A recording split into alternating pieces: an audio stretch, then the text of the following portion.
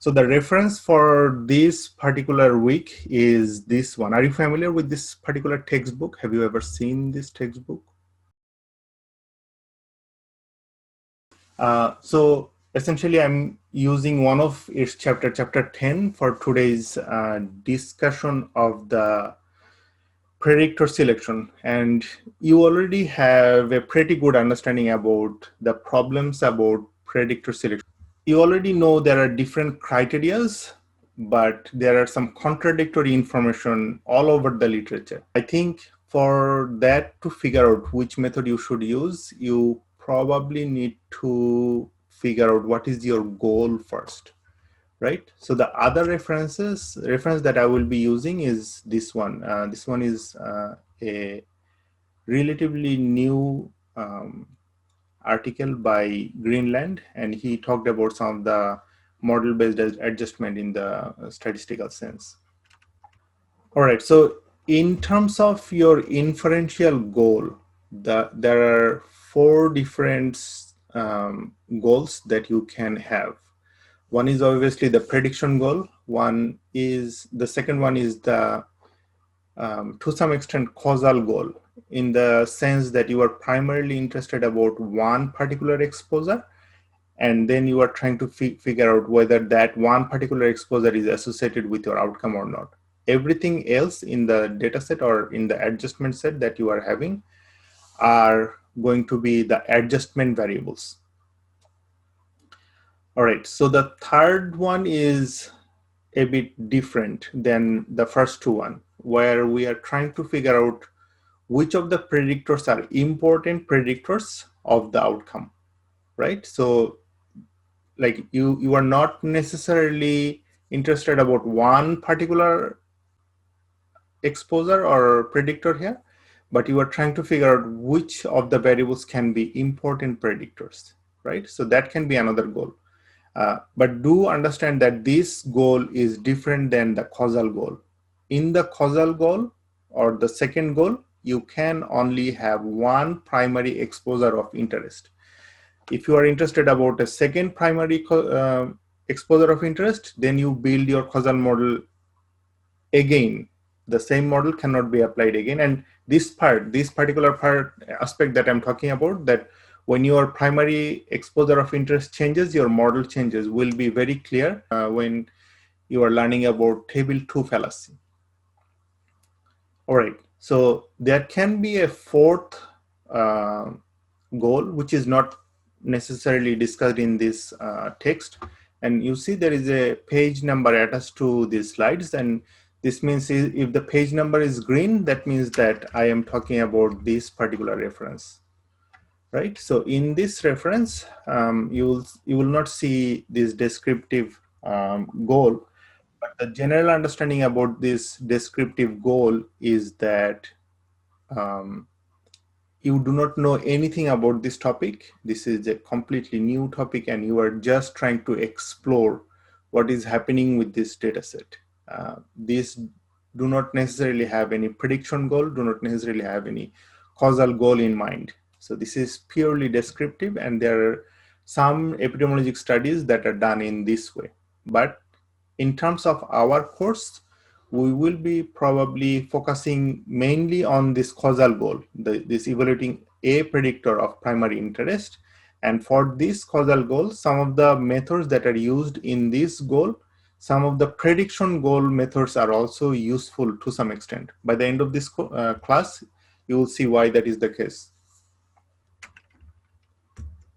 All right, so here is an example of a study that I was involved in, I think a long time ago. Can you tell me which goal this study has, just based on reading the abstract? Even though the wording is such that it is saying that we are exploring association, but obviously in the back of your mind, you are thinking in one direction only.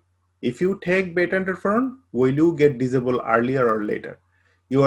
I don't think anybody is interested that if I get disabled, then will I take beta interferon or not? That's not the type of question we do. So based on that, I would lean more towards the number 2. Okay, let me start with example 2 and then try to figure out what this is.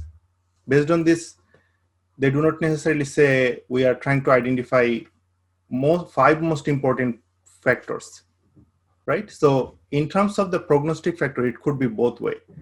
Some people try to identify, say, for example, 5 or 10 important factors that will be helpful in developing their prognostic score, or some people purely treat that as a predictive goal.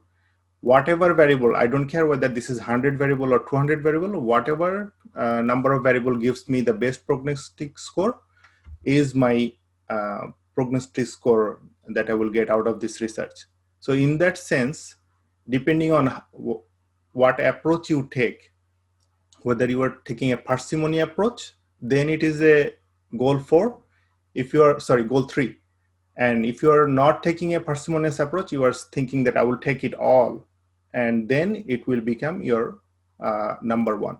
So as you see from this particular example, there is no particular way of telling, say for example, just from this limited information, that whether the authors are working under one particular assumption or not.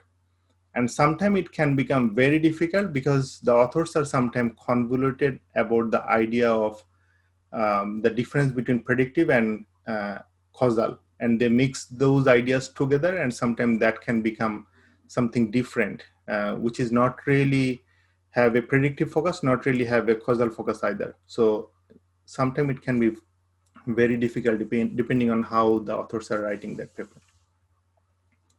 So I think the takeaway from this particular slide, what I want to say is that it can be different things. There is nothing wrong with having this prediction goal. There is nothing wrong with having this causal goal. There is nothing wrong with this having this third goal. Or there is nothing wrong with saying that I don't actually know, I'm just trying to explore, right? But it is obviously a very good idea from the start of your research to try to figure out, is this your goal? Say, for example, when you are saying I am interested in association, it could be number 4, of course. But if you think about it, if you think about with some subject area knowledge, obviously many of us here do not have the subject area knowledge about this particular area. But when a multiple sclerosis researcher is thinking about this, they're obviously trying to think, if I take beta interferon, will that delay my disability time when I become disabled?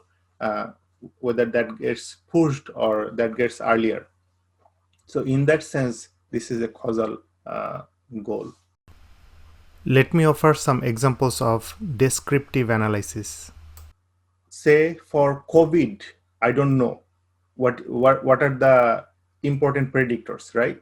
I simply want to figure out by doing univariate analysis one by one which covariate is highly associated, right? That could be one goal.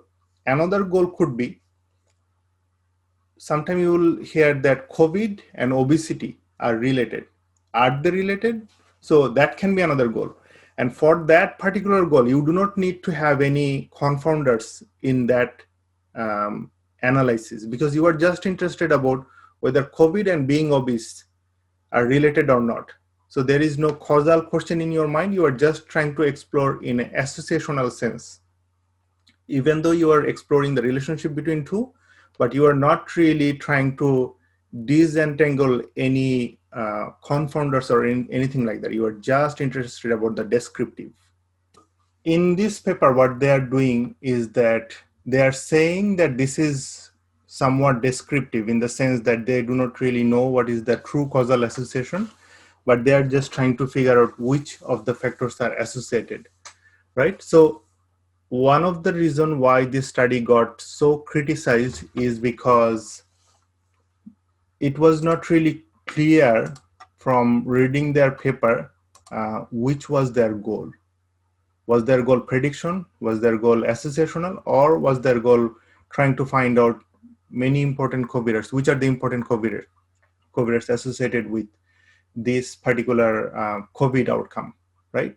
So just for not being clear, they received, and if you go to Twitter and just search for open safely and table 2 fallacy, you will see a lot of example where people are highly criticizing this paper, even though this paper is recently published in Nature.